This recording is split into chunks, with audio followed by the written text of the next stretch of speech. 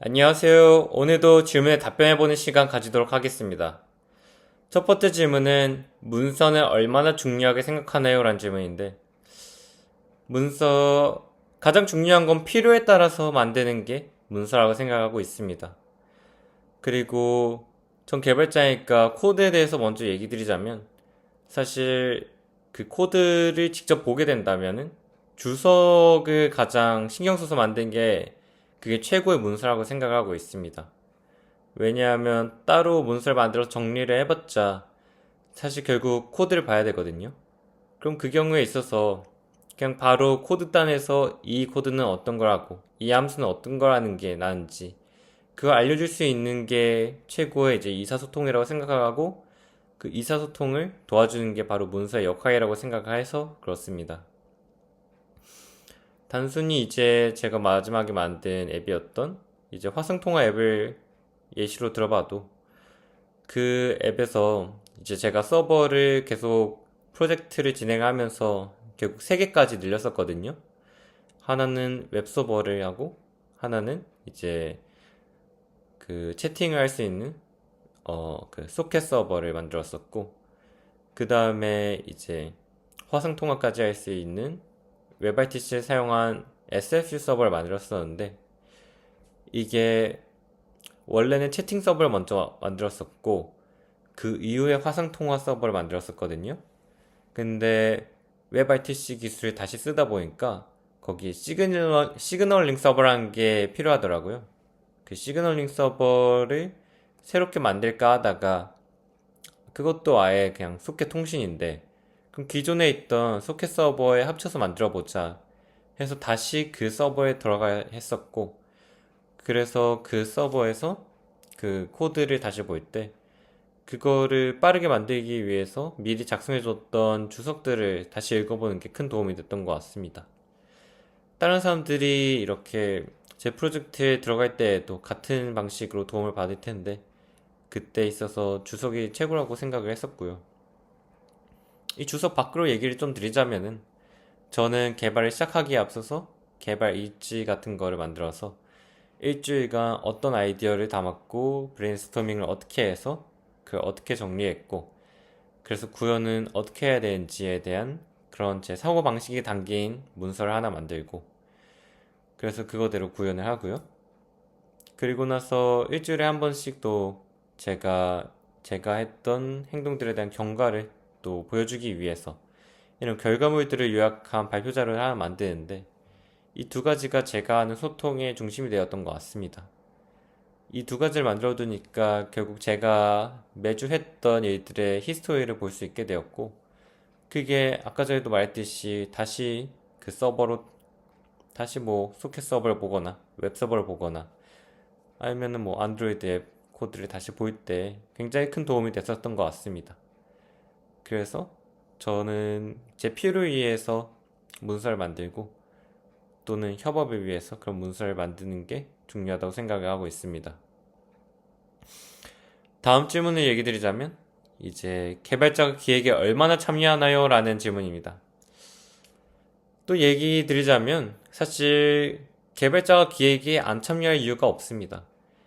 그 초기부터 참여하는 게 제일 좋은 거라고 생각을 하고 그 이유는 사실 기획서를 받더라도 사실 그 기획서를 읽어내는 것부터가 개발자에겐 기획의 시작입니다. 그 기획을 읽고 그것들이 어떤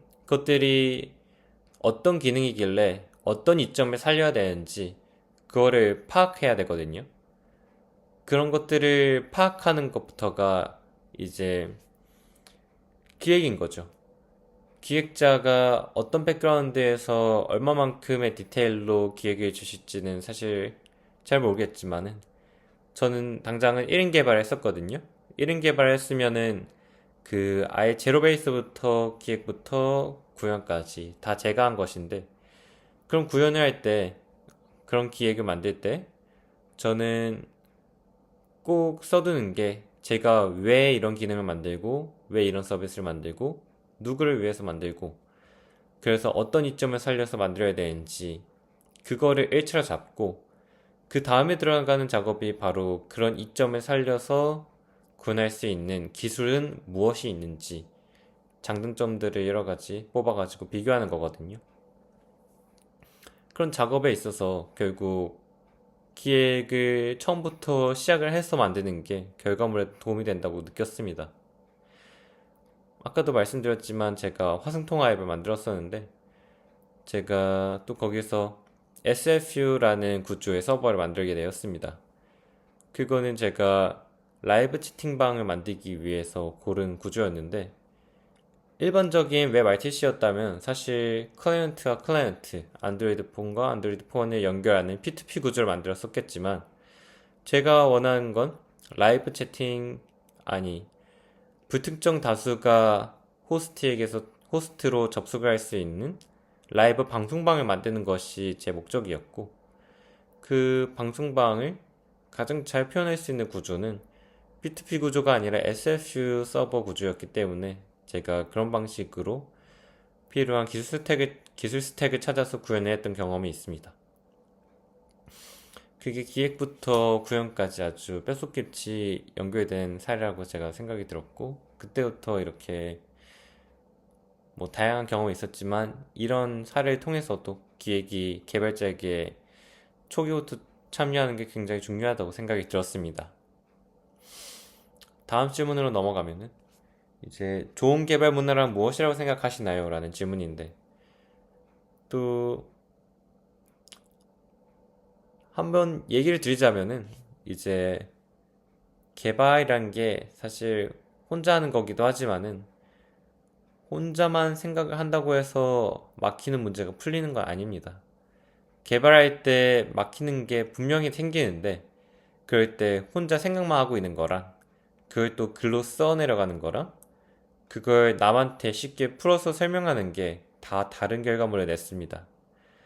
그래서 좋은 개발 문화라는 건 결국 다른 사람에게 내 아이디어뿐만 아니라 내 실패와 내 어려움을 얼마나 쉽게 설명할 수 있는 환경에 있는가가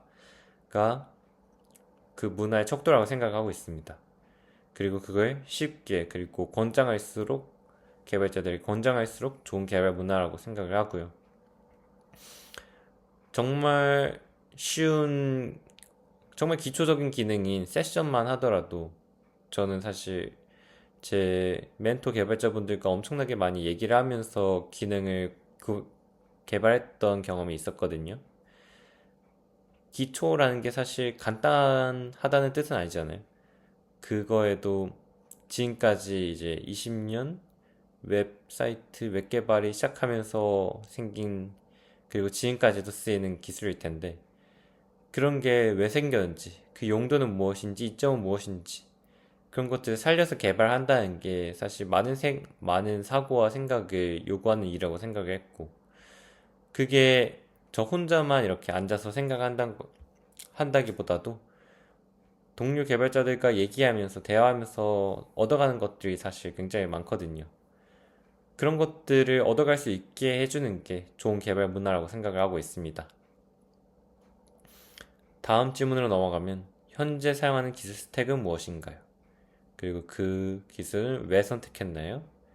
그리고 다시 만든다면 같은 스택을 선택할까요? 라는 질문인데 일단 오늘 사용했던 기술 스택에 조금 얘기를 드리면서 한번 풀어가 보겠습니다. 그리고 미리 답변해 드리자면 저는 오늘 사용했던 기술 스택을 다시 한번 선택을 할 것입니다. 제가 오늘 사용했던 기술 스택은 어떤 상황이었냐면 먼저는 파이썬 패키지 4가지를 한꺼번에 이제 다운로드를 해가지고 비교 분석을 해보고 싶다는 프로젝트를 하는 게 오늘 일과였습니다. 그래서 이제 어떻게 할 수 있는가를 알아봤는데 이런저런 충돌이 나오더라고요. 보니까 파이썬을 어, 이런 파이썬 패키지들을 사용할 때 시스템에 있는 파이썬들이랑 제 프로젝트에 필요한 파이썬들이랑 사실 다를 수 있잖아요. 그럼 그때 충돌이 날 테고 그걸 위해서 프로젝트 폴더에 아예 격리된 가상 환경을 만든 다음에 파이썬 패키지를 사용하는 게 좋다라는 걸 깨달았습니다. 그래서 그런 관련 가상 기술이 무엇이 있을지 봤는데 가장 가볍게 쓸 수 있는 정도로는 아나콘다, 미니 콘다, 그리고 미니 포이즈라는 기술을 제가 알게 되었습니다. 이제 이런 콘다 상황 속에서는 해당 파이썬을 이제 패키지에 맞는 파이썬 버전과 버전 관리자인 pip 같은 것들을 설치를 해서 그걸 유지하면서 사용할 수 있게 되었고, 전 그 중에서 이제 아나콘다는 무거운 툴이었습니다.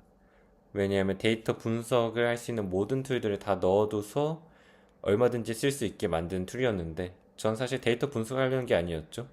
그래서 그건 제외하고 경량화시킨 미니콘다와 미니포이지를 앞두고 있었는데, 당장은 이제 맥북을 사용하고 있었거든요. 맥 실리콘에 더 특화된 기술이 미니포이즈라고 했었습니다. 그리고 다른 기술들을, 미니포이즈가 아닌 다른 기술들을 썼을 때는 콘플릭트가 날 수도 있다는 그러한 글들도 있었기 때문에 전 미니포이즈를 먼저 선택을 해서 패키지를 설치하겠다는 계획을 세우고 그대로 그렇게 행동을 했었습니다. 이렇게 제가 선택한 기술 스택이 미니포이즈였고, 그런 이유들이 있었기 때문에 선택을 했습니다. 제가 만약에 이 기술 스택들을 다시 고른다면 이런 가상화 사실 바뀔 것 같지는 않습니다. 미니폴지로 굉장히 좋은 테스트들을 할 수 있었고, 다만 여기에도 가상화 기술이란 이름이 붙었었고, 사실 도커나 아니면 버추얼 머신 같은 아예 진짜 가상화 머신을 만들기 위한 기술들이 있었잖아요. 이 두 가지들의 경계가 무엇인지는 사실 제대로 파악을 못했기 때문에 그것들을 파악하고 싶다는 생각을 할 것 같습니다. 네, 질문 답변은 여기까지 드리고 이제 영상 마치도록 하겠습니다.